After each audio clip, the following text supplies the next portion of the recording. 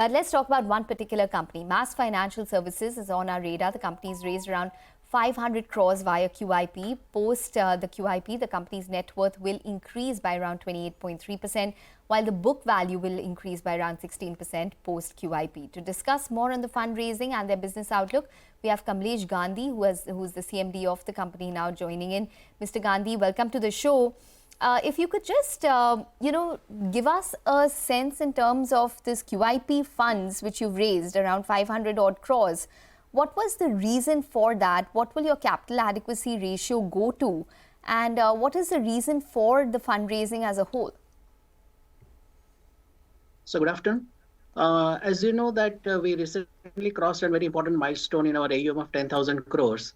And this is in preparation for our next phase of growth that we contemplate to reach another 10,000 crores, that is to 20,000 crores within next 3 to 4 years. And this capital will be an enabler for that journey of growth. Having said that, we have raised this capital much in advance. We were absolutely well capitalized before the capital raise, and we would further consolidate our capital base by this capital raise. So this is a move aimed well in advance for our next phase of growth. Which is what actually is, surprising and perhaps explains the question that Ekta asked as well. Mr. Gandhi, thank you so much for joining in. You said that you've raised this capital much in advance.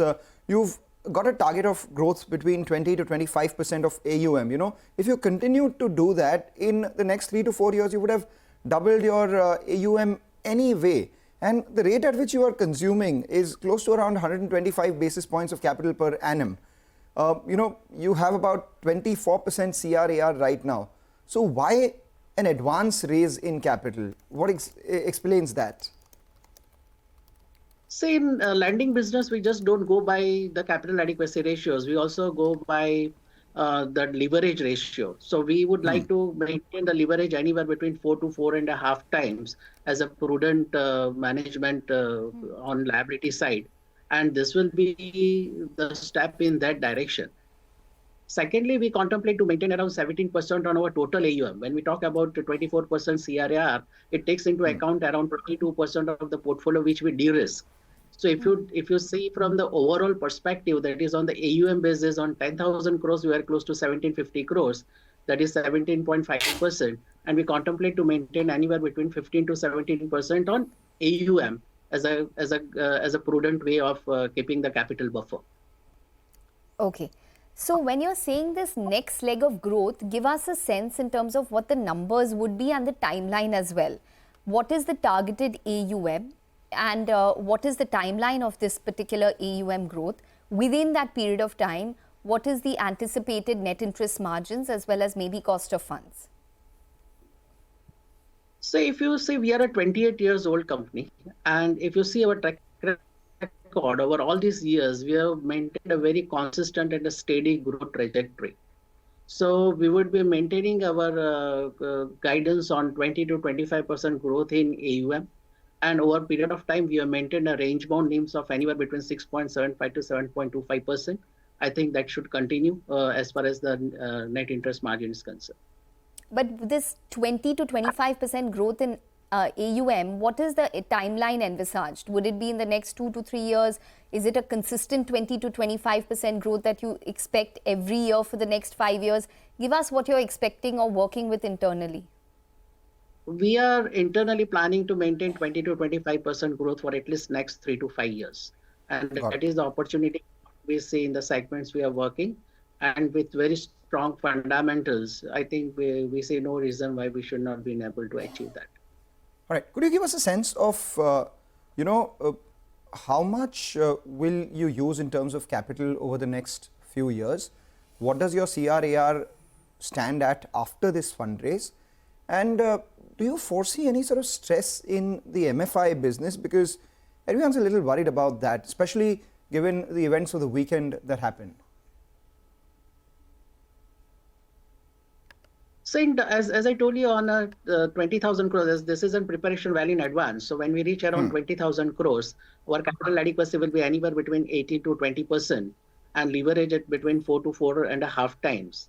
And in terms of our micro enterprise loans, if you see, we don't do MFI business directly. But in our micro enterprise loans, we have been doing this business since last more than 2 decades, and we have been very circumspect the way we dispense credit. And look, taking all these things into account, we see no stress as far as our micro enterprise loans are concerned, because we have been growing at a very steady pace, extending credit where it is due, and that is what we have proved across cycles. So as of now, we don't see any stress in our micro enterprise loans.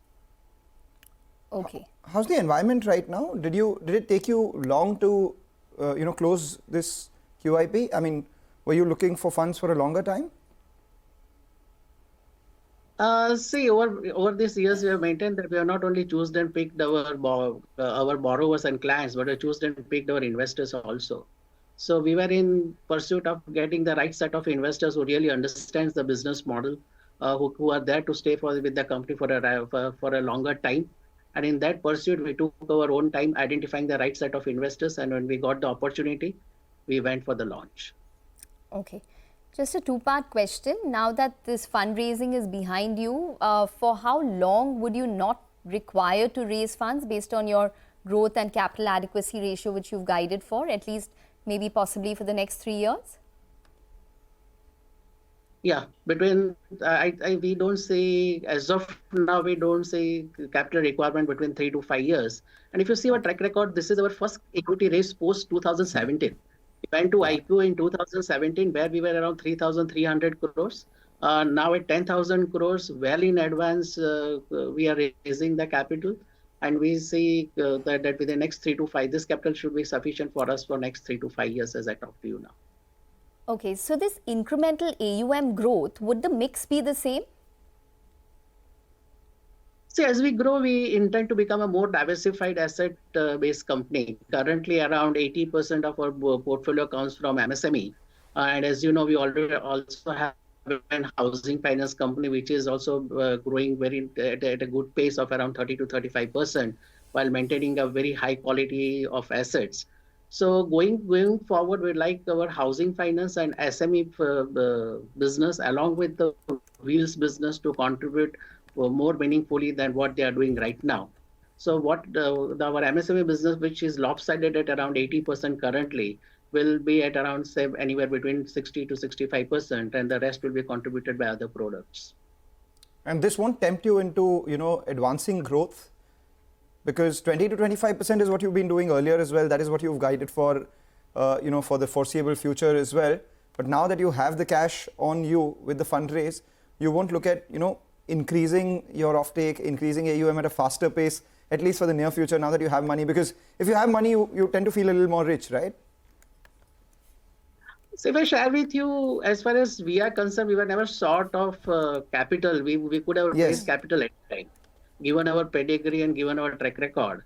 And if I share my 28 years of experience, ironically, this is not a business of capital and debt. It's a business of operations and how you manage your quality and hence the profitability.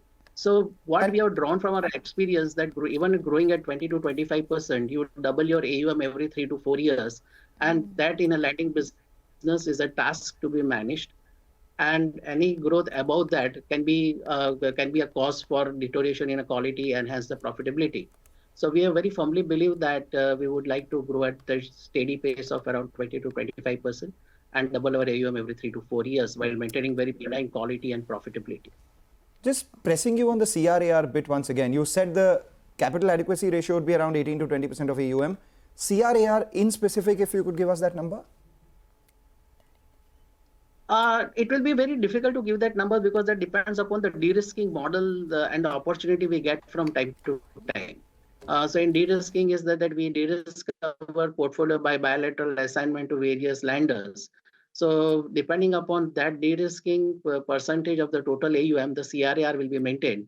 But nonetheless, it was suffice to tell that we'll be maintaining our capital adequacy anywhere around 18 to 20%, including this de-risking. Okay, fair enough, Mr. Gandhi. I'm going to let you go on that note. Thanks very much for joining in and speaking with us. So that is Mass Financial. They're maintaining their guidance of around 20 to 25% growth in terms of the assets under management, as well as the NIM range should probably be within the current band. The stock up around 2.6% in focus on account of QIP fundraising.